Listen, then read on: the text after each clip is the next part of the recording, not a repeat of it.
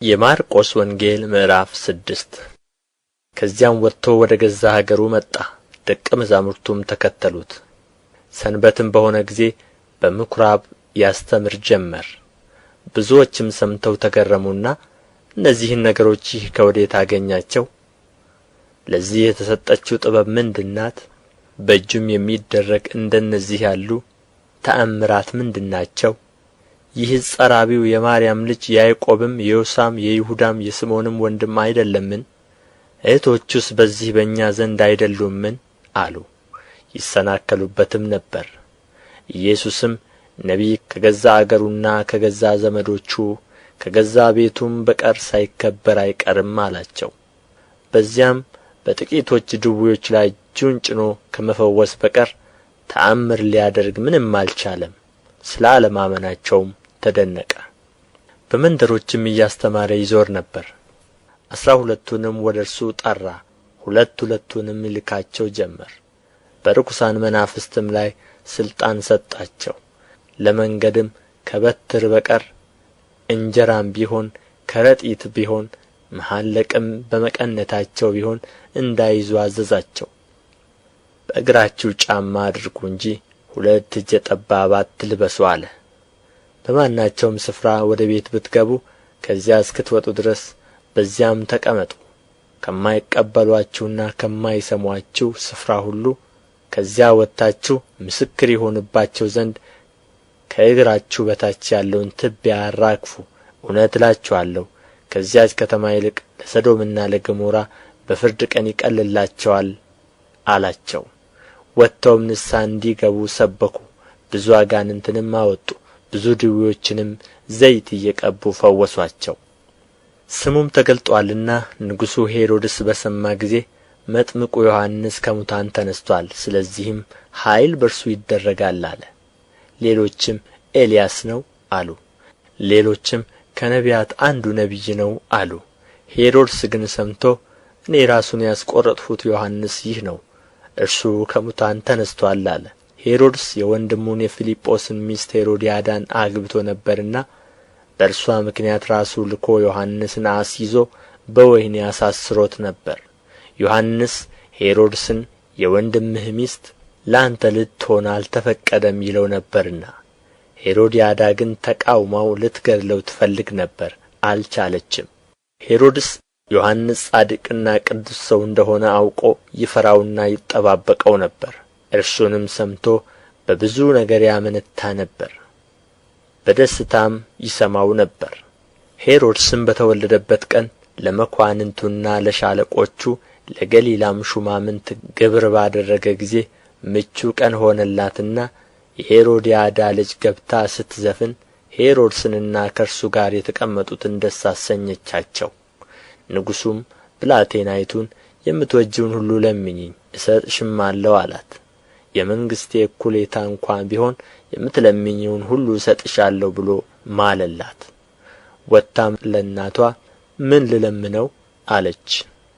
እርሷም የመጥምቁን የዮሐንስን ራስ አለች።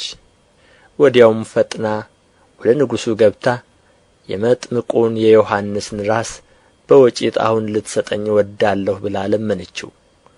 ንጉሡም እጅግ አዝኖ ስለ መሐላው ከእርሱም ጋር ስለ ተቀመጡት ሊነሣት አልወደደም። ወዲያውም ንጉሡ ባለ ወግ ልኮ ራሱን እንዲያመጣ አዘዘው። ሄዶም በወህኒ ራሱን ቈረጠ። ራሱንም በወጭት አምጥቶ ለብላቴናይቱ ሰጣት። ብላቴናይቱም ለእናቷ ሰጠች። ደቀ መዛሙርቱም ሰምተው መጡ፣ በድኑንም ወስደው ቀበሩት። ሐዋርያትም ወደ ኢየሱስ ተሰብስበው ያደረጉትንና ያስተማሩትን ሁሉ ነገሩት። እናንተ ራሳችሁ ብቻችሁን ወደ ምድረ በዳ ኑና ጥቂት ዕረፉ አላቸው። የሚመጡና የሚሄዱ ብዙዎች ነበሩና ለመብላት እንኳ ጊዜ አጡ። በታንኳውም ብቻቸውን ወደ ምድረ በዳ ሄዱ። ሰዎችም ሲሄዱ አዩና ብዙዎችም አወቋቸውና ከከተሞች ሁሉ በእግር እየሮጡ ወዲያው ቀደሟቸው፣ ወደ እርሱም ተሰበሰቡ። ኢየሱስም ወጥቶ ብዙ ሕዝብ አየና እረኛ እንደሌላቸው በጎች ስለ ነበሩ አዘነላቸው። ብዙም ነገር ያስተምራቸው ጀመር። በዚያን ጊዜም ብዙ ሰዓት ካለፈ በኋላ ደቀ መዛሙርቱ ወደ እርሱ ቀርበው ቦታው ምድረ በዳ ነው፣ አሁን መሽቶአል፣ የሚበሉት የላቸውምና በዙሪያው ወዳሉ ገጠሮችና መንደሮች ሄደው እንጀራ ለራሳቸው እንዲገዙ አሰናብታቸው አሉት። እርሱ ግን መልሶ እናንተ የሚበሉትን ስጡአቸው አላቸው። ሄደን እንጀራ በ200 ዲናር እንግዛላቸውን? እንዲበሉም እንስጣቸውን አሉት። እርሱም ስንት እንጀራ አላችሁ? ሂዱና እዩ አላቸው። ባወቁም ጊዜ 5 2 ዓሣ አሉት። ሁሉንም በየክፍሉ በለመለመ ሣር ላይ እንዲያስቀምጡአቸው አዘዛቸው። 100 50 እየሆኑ በተራ በተራ ተቀመጡ። 5ቱንም እንጀራ 2ቱንም ዓሣ ይዞ ወደ ሰማይ አሻቅቦ አየና ባረከ። እንጀራውንም ቆርሶ እንዲያቀርቡላቸው ለደቀ መዛሙርቱ ሰጠ። 2ቱን ዓሣ ደግሞ ለሁሉ ከፈለ። ሁሉም በልተው ጠገቡ። ከቍርስራሹም 12 መሶብ የሞላ አነሱ፣ ከዓሣውም ደግሞ። እንጀራውንም የበሉት ወንዶቹ 5000 ነበሩ።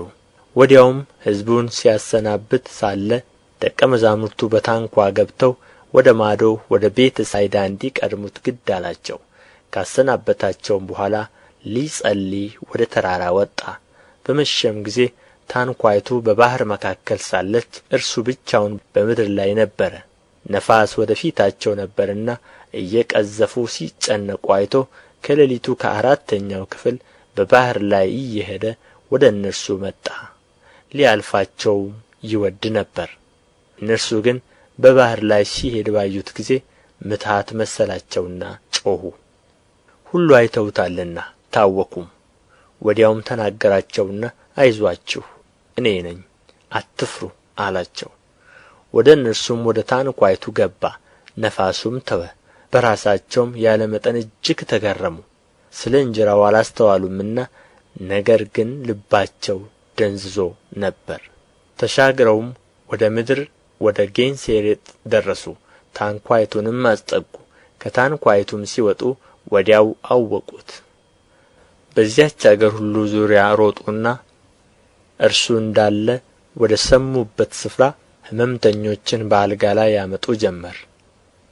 በገባበትም ስፍራ ሁሉ መንደርም ከተማም ገጠርም ቢሆን በገበያም ድውዮችን ያኖሩ ነበር። የልብሱንም ጫፍ እንኳ ሊዳስሱ ይለምኑት ነበር። የዳሰሱትም ሁሉ ዳኑ። የማርቆስ ወንጌል ምዕራፍ 7 ፈሪሳውያንና ከጻፎች ወገን ከኢየሩሳሌም የመጡትም ወደ እርሱ ተሰበሰቡ። ከደቀ መዛሙርቱም አንዳንድ በርኩስ ማለት ባልታጠበ እጅ እንጀራ ሲበሉ አዩ።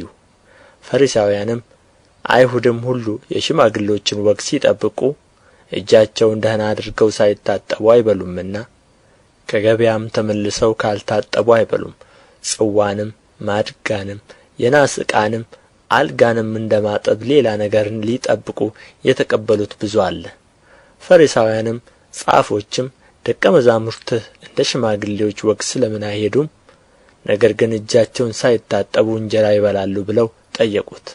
እርሱ ግን እንዲህ አላቸው፣ ኢሳይያስ ስለ እናንተ ስለ ግብዞች ይህ ሕዝብ በከንፈሩ ያከብረኛል፣ ልቡ ግን ከእኔ በጣም የራቀ ነው፣ የሰውም ሥርዓት የሆነ ትምህርት እያስተማሩ በከንቱ ያመልኩኛል ተብሎ እንደ ተጻፈ በእውነት ትንቢት ተናገረ። የእግዚአብሔርን ትእዛዝ ትታችሁ ጽዋን ማድጋንም እንደ ማጠብ የሰውን ወግ ትጠብቃላችሁ። ይህንም የመሰለ ብዙ ሌላ ነገር ታደርጋላችሁ። እንዲህም አላቸው፣ ወጋችሁን ትጠብቁ ዘንድ የእግዚአብሔርን ትእዛዝ እጅግ ንቃችኋል። ሙሴ አባትህንና እናትህን አክብር፣ ደግሞ አባቱን ወይም እናቱን የሰደበ ፈጽሞ ይሙት ብሎአልና። እናንተ ግን ትላላችሁ፣ ሰው አባቱን ወይም እናቱን ከእኔ የምትጠቀምበት ነገር ሁሉ ቁርባን ማለት መባ ነው ቢል ለአባቱና ለእናቱ ምንም እንኳ ሊያደርግ ወደ ፊት አትፈቅዱለትም። ባስተላለፋችሁትም ወግ የእግዚአብሔርን ቃል ትሽራላችሁ። እንደዚሁም ይህን የሚመስል ብዙ ነገር ታደርጋላችሁ። ደግሞም ሕዝቡን ጠርቶ ሁላችሁ እኔን ስሙ አስተውሉም።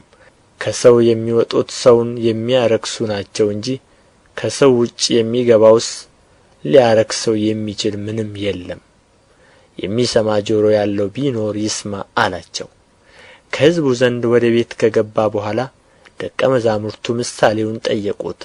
እርሱም እናንተ ደግሞ እንደዚህ የማታስተውሉ ናችሁን? ከውጭ ወደ ሰው የሚገባ ሊያረክሰው ምንም እንዳይችል አትመለከቱምን? ወደ ሆድ ገብቶ ወደ እዳሪ ይወጣል እንጂ ወደ ልብ አይገባምና። መብልን ሁሉ እያጠራ አላቸው። እርሱም አለ፣ ከሰው የሚወጣው ሰውን የሚያረክስ ያ ነው። ከውስጥ ከሰው ልብ የሚወጣ ክፉ ሐሳብ፣ ዝሙት፣ መስረቅ፣ መግደል፣ ምንዝርነት፣ መጎምጀት፣ ክፋት፣ ተንኰል፣ መዳራት፣ ምቀኝነት፣ ስድብ፣ ትዕቢት፣ ስንፍና ናቸውና ይህ ክፉ ሁሉ ከውስጥ ይወጣል፣ ሰውን ያረክሰዋል። ከዚያም ተነስቶ ወደ ጢሮስና ወደ ሲዶና አገር ሄደ። ወደ ቤትም ገብቶ ማንም እንዳያውቅበት ወደደ፣ ሊሰወርም አልተቻለውም። ወዲያው ግን ታናሽቱ ልጅዋ ርኩስ መንፈስ ያደረባት አንዲት ሴት ስለ እርሱ ሰምታ መጣችና በእግሩ ላይ ተደፋች። ሴቲቱም ግሪክ ትውልዷም ሲሮፊኒቃዊት ነበረች። ከልጅዋ ጋኔን ያወጣላት ዘንድ ለመነችው። ኢየሱስ ግን ልጆቹ በፊቱ ይጠግቡ ዘንድ ተይ፣ የልጆቹን እንጀራ ይዞ ለቡችሎች መጣል አይገባምና አላት። እርሷም መልሳ አዎን ጌታ ሆይ፣ ቡችሎች እንኳ ከማዕድ በታች ሆነው የልጆችን ፍርፋሪ ይበላሉ አለችው። እርሱም ስለዚህ ቃልሽ ሂጂ፣ ጋኔኑ ከልጅሽ ወጥቶአል አላት። ወደ ቤትዋም ሄዳ ጋኔኑ ወጥቶ ልጇን በአልጋ ላይ ተኝታ አገኘች። ደግሞም ከጢሮስ አገር ወጥቶ በሲዶና አልፎ 10 ከተማ በሚባል አገር መካከል ወደ ገሊላ ባሕር መጣ። ደንቆሮና ኰልታፋም የሆነ ሰው ወደ እርሱ አመጡ። እጁንም ይጭንበት ዘንድ ለመኑት። ከሕዝቡም ለይቶ ለብቻው ወሰደው። ጣቶቹንም በጆሮቹ አገባ። እንትፍም ብሎ መላሱን ዳሰሰ። ወደ ሰማይም አሻቅቦ አይቶ ቃተተና ኤፍታህ አለው። እርሱም ተከፈት ማለት ነው። ወዲያውም ጆሮቹ ተከፈቱ፣ የመላሱም እስራት ተፈታ። አጥርቶም ተናገረ። ለማንም አትንገሩ ብሎ አዘዛቸው። እነርሱ ግን ባዘዛቸው መጠን ይልቅ እጅግ አወሩት። ያለ መጠንም ተገረሙና ሁሉን ደህና አድርጓል፣ ደንቆሮችም እንዲሰሙ ዲዳዎችም እንዲናገሩ ያደርጋል አሉ።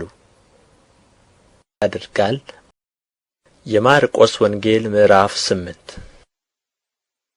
በዚያ ወራት ደግሞ ብዙ ሕዝብ ነበር። የሚበሉትም ስለሌላቸው ደቀ መዛሙርቱን ጠርቶ ሕዝቡ ከእኔ ጋር እስካሁን 3 ቀን ውለዋልና የሚበሉት ስለሌላቸው አዝንላቸዋለሁ። ከእነርሱም አንዳንዶቹ ከሩቅ መጥተዋልና ጦማቸውን ወደ ቤታቸው ባሰናብታቸው በመንገድ ይዝላሉ አላቸው። ደቀ መዛሙርቱም በዚህ በምድረ በዳ እንጀራ ከየት አግኝቶ ሰው እነዚህን ማጥገብ ይችላል ብለው መለሱለት። እርሱም ስንት እንጀራ አላችሁ ብሎ ጠየቃቸው። እነርሱም 7 አሉት። ሕዝቡም በምድር እንዲቀመጡ አዘዘ።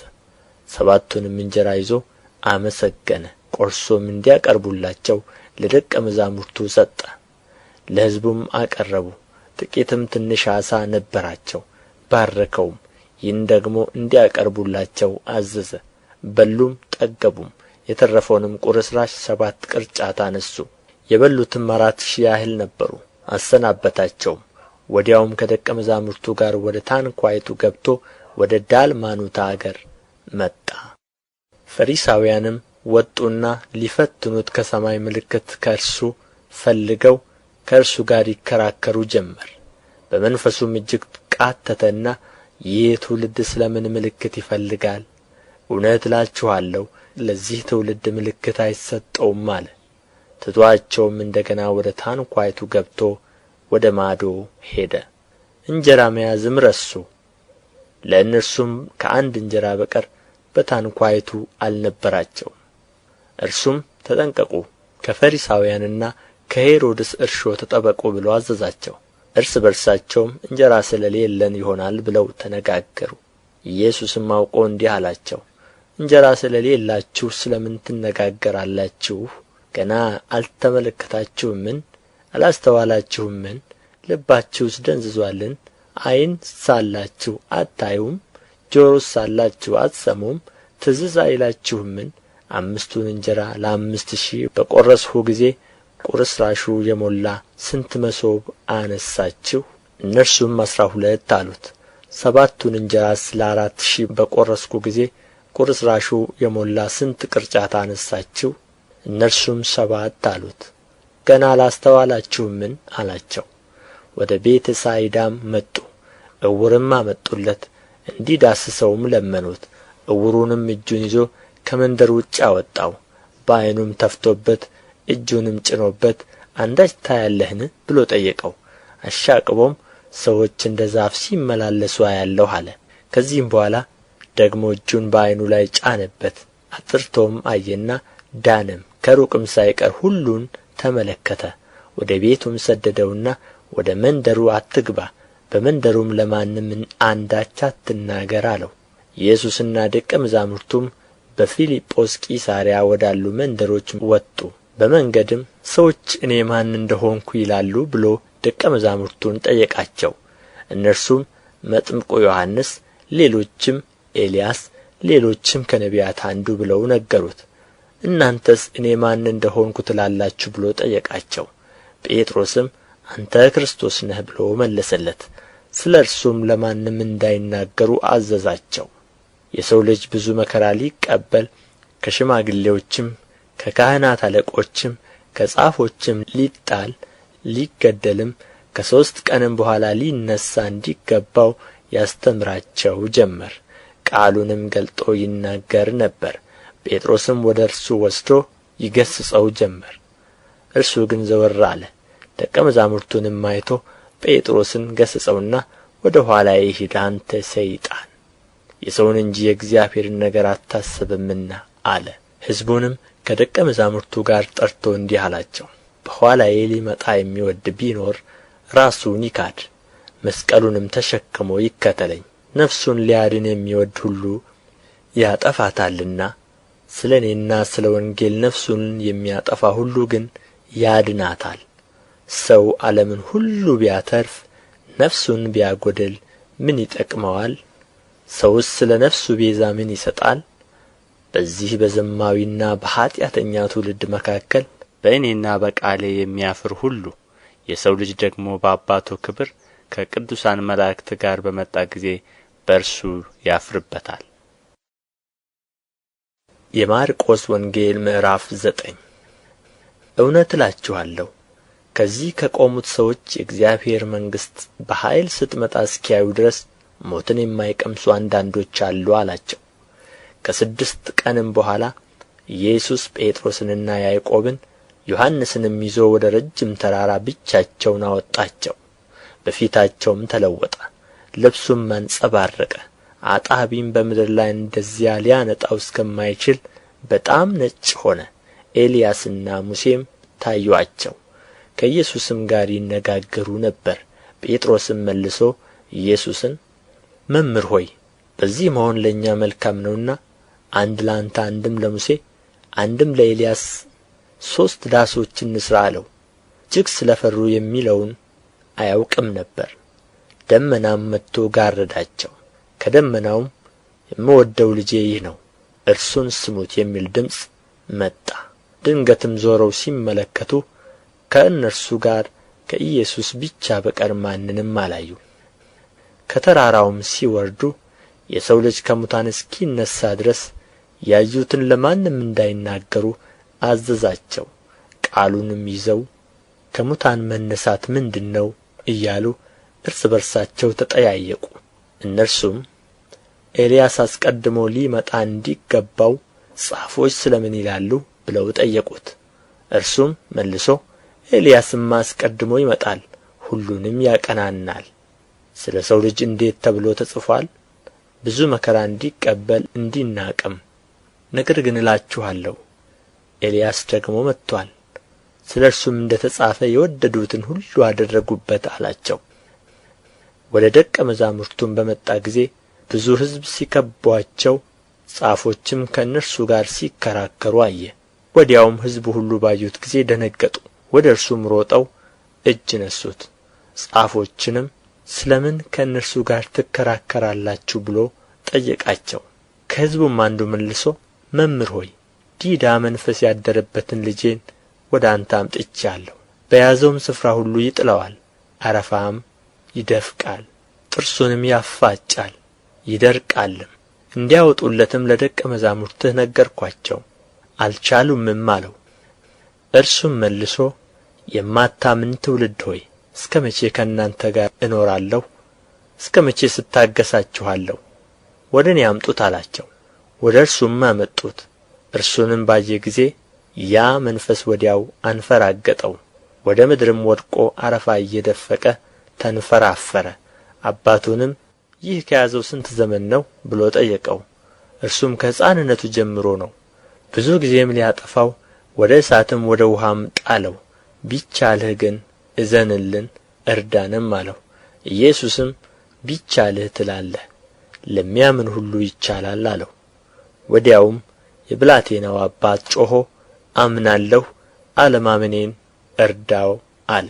ኢየሱስም ሕዝቡ እንደ ገና ሲራወጥ አይቶ ርኩሱን መንፈስ ገሠጸና አንተ ዲዳ ደንቆሮ መንፈስ፣ እኔ አዝሃለሁ፣ ከእርሱ ውጣ፣ እንግዲህም አትግባበት አለው። ጮኾም እጅግም አንፈራግጦት ወጣ። ብዙዎችም ሞተ እስኪሉ ድረስ እንደ ሙት ሆነ። ኢየሱስ ግን እጁን ይዞ አስነሣና ቆመም። ወደ ቤትም ከገባ በኋላ ደቀ መዛሙርቱ እኛ ልናወጣው ያልቻልን ስለ ምንድር ነው ብለው ብቻውን ጠየቁት። ይህ ወገን በጸሎትና በጦም ካልሆነ በምንም ሊወጣ አይችልም አላቸው። ከዚያም ወጥተው በገሊላ በኩል አለፉ። ደቀ መዛሙርቱንም ያስተምር ስለ ነበር ማንም ያውቅ ዘንድ አልወደደም። ለእነርሱም የሰው ልጅ በሰዎች እጅ አልፎ ይሰጣል፣ ይገድሉትማል፣ ተገድሎም በሦስተኛው ቀን ይነሣል ይላቸው ነበር። እነርሱም ነገሩን አላስተዋሉም፣ እንዳይጠይቁትም ፈሩ። ወደ ቅፍርናሆምም መጣ። በቤትም ሆኖ በመንገድ እርስ በርሳችሁ ምን ተነጋገራችሁ ብሎ ጠየቃቸው። እነርሱ ግን በመንገድ ከሁሉ የሚበልጥ ማን ይሆን ተባብሎ ነበርና ዝም አሉ። ተቀምጦም 12ቱን ጠርቶ ሰው ፊተኛ ሊሆን ቢወድ ከሁሉ በኋላ የሁሉም አገልጋይ ይሁን አላቸው። ሕፃንም ይዞ በመካከላቸው አቆመው። አቅፎም እንደዚህ ካሉ ሕፃናት አንዱን በስሜ የሚቀበል ሁሉ እኔን ይቀበላል፣ የሚቀበለኝም ሁሉ የላከኝን እንጂ እኔን አይቀበልም አላቸው። ዮሐንስ መልሶ መምህር ሆይ አንድ ሰው በስምህ አጋንንት ሲያወጣ አየነው፣ ስለማይከተለንም ከለከልነው አለው። ኢየሱስ ግን በስሜ ተአምር ሠርቶ በቶሎ በእኔ ላይ ክፉ መናገር የሚችል ማንም የለምና አትከልክሉት፣ የማይቃወመን እርሱ ከእኛ ጋር ነውና። የክርስቶስ ስለ ሆናችሁ በስሜ ጽዋ ውኃ የሚያጠጣችሁ ሁሉ ዋጋው እንዳይጠፋበት እውነት እላችኋለሁ።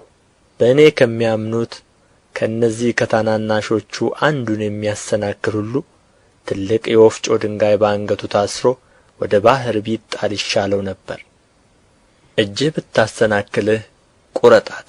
2 እጅ ኖሮህ ትላቸው ወደማይሞትበት እሳቱም ወደማይጠፋበት ወደ ገሃነም ወደማይጠፋ እሳት ከመሄድ ጉንድሽ ሆነህ ወደ ሕይወት መግባት ይሻላል። እግርህ ብታሰናክልህ ቍረጣት። 2 እግር ኖሮህ ትላቸው ወደማይሞትበት እሳቱም ወደማይጠፋበት ወደ ገሃነም ወደማይጠፋ እሳት ከመጣል አንካሳ ሆነህ ወደ ሕይወት መግባት ይሻልሃል። ዓይንህ ብታሰናክልህ አውጣት።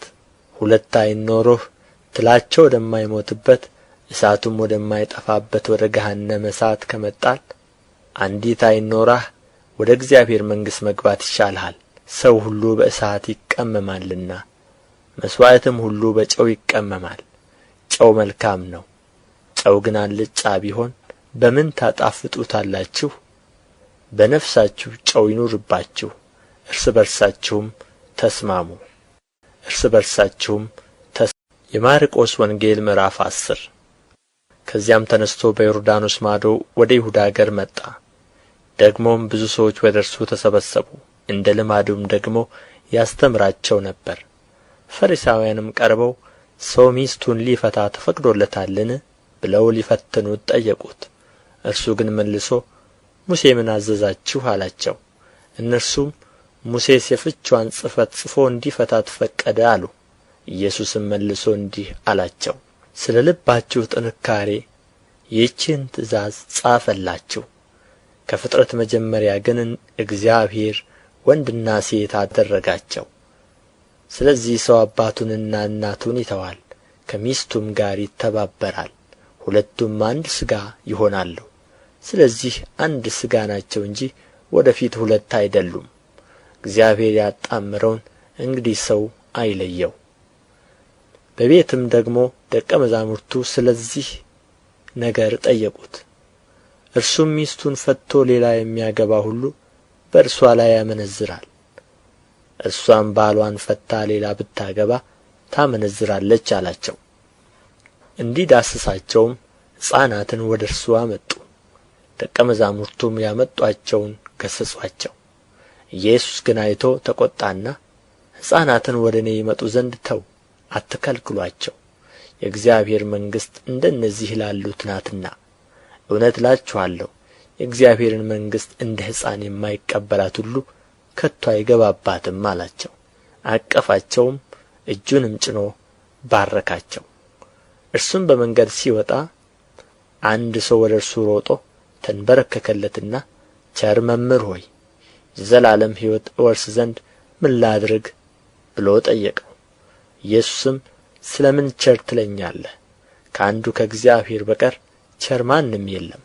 ትእዛዛቱን ታውቃለህ፣ አታመንዝር፣ አትግደል፣ አትስረቅ፣ በሐሰት አትመስክር፣ አታታል፣ አባትህንና እናትህን አክብር አለው። እርሱም መልሶ መምህር ሆይ ይህን ሁሉ ከሕፃንነቴ ጀምሬ ጠብቄአለሁ አለው። ኢየሱስም ወደ እርሱ ተመልክቶ ወደደውና አንድ ነገር ጐደለህ፣ ሂድ ያለህን ሁሉ ሽጠህ ለድሆች ስጥ፣ በሰማይም መዝገብ ታገኛለህ፣ መስቀሉንም ተሸክመህ ና ተከተለኝ አለው። ነገር ግን ስለዚህ ነገር ፊቱ ጠቈረ፣ ብዙ ንብረት ነበረውና እያዘነም ሄደ። ኢየሱስም ዘወር ብሎ አይቶ ደቀ መዛሙርቱን ገንዘብ ላላቸው ወደ እግዚአብሔር መንግሥት መግባት እንዴት ጭንቅ ይሆናል አላቸው። ደቀ መዛሙርቱም እነዚህን ቃሎች አደነቁ። ኢየሱስም ደግሞ መልሶ ልጆች ሆይ በገንዘብ ለሚታመኑ ወደ እግዚአብሔር መንግሥት መግባት እንዴት ጭንቅ ነው! ባለጠጋ ወደ እግዚአብሔር መንግሥት ከሚገባ ግመል በመርፌ ቀዳዳ ቢያልፍ ይቀላል አላቸው። እነርሱም ያለ መጠን ተገረሙና እርስ በርሳቸው እንግዲያ ማን ሊድን ይችላል ተባባሉ። ኢየሱስም ተመለከታቸውና ይህ በእግዚአብሔር ዘንድ እንጂ በሰው ዘንድ አይቻልም፣ በእግዚአብሔር ዘንድ ሁሉ ይቻላልን አለ። ጴጥሮስም እነሆ እኛ ሁሉን ትተን ተከተልንህ ይለው ጀመር። ኢየሱስም መልሶ እንዲህ አለ፣ እውነት እላችኋለሁ ስለ እኔና ስለ ወንጌል ቤትን ወይም ወንድሞችን ወይም እህቶችን ወይም አባትን ወይም እናትን ወይም ሚስትን ወይም ልጆችን ወይም እርሻን የተወ አሁን በዚህ ዘመን ከስደት ጋር ቤቶችን ወንድሞችና እህቶችንም እናቶችንም ልጆችንም እርሻንም 100 እጥፍ በሚመጣውም ዓለም የዘላለም ሕይወት የማይቀበል ማንም የለም። ግን ብዙ ፊተኞች ኋለኞች፣ ኋለኞችም ፊተኞች ይሆናሉ። ወደ ኢየሩሳሌምም ሊወጡ በመንገድ ነበሩ። ኢየሱስም ይቀድማቸው ነበርና ተደነቁ፣ የተከተሉትም ይፈሩ ነበር። ደግሞም 12ቱን ወደ እርሱ አቅርቦ ይደርስበት ዘንድ ያለውን ይነግራቸው ጀመር። እነሆ ወደ ኢየሩሳሌም እንወጣለን፣ የሰው ልጅም ለካህናት አለቆች ለጻፎች አልፎ ይሰጣል፣ የሞት ፍርድም ይፈርዱበታል፣ ለአሕዛብም አሳልፈው ይሰጡታል፣ ይዘብቱበትማል፣ ይተፉበትማል፣ ይገርፉትማል፣ ይገሉትማል፣ በሦስተኛውም ቀን ይነሣል አላቸው። የዘብዴዎስ ልጆች ያዕቆብና ዮሐንስም ወደ እርሱ ቀርበው መምህር ሆይ የምንለምንህን ሁሉ እንድታደርግልን እንወዳለን አሉት። እርሱም ምን ላደርግላችሁ ትወዳላችሁ አላቸው። እነርሱም በክብርህ ጊዜ አንዳችን በቀኝ አንዳችንም በግራ መቀመጥን ስጠን አሉት። ኢየሱስ ግን የምትለምኑትን አታውቁም፣ እኔ የምጠጣውን ጽዋ ልትጠጡ እኔ የምጠመቀውንስ ጥምቀት ልትጠመቁ ትችላላችሁን አላቸው።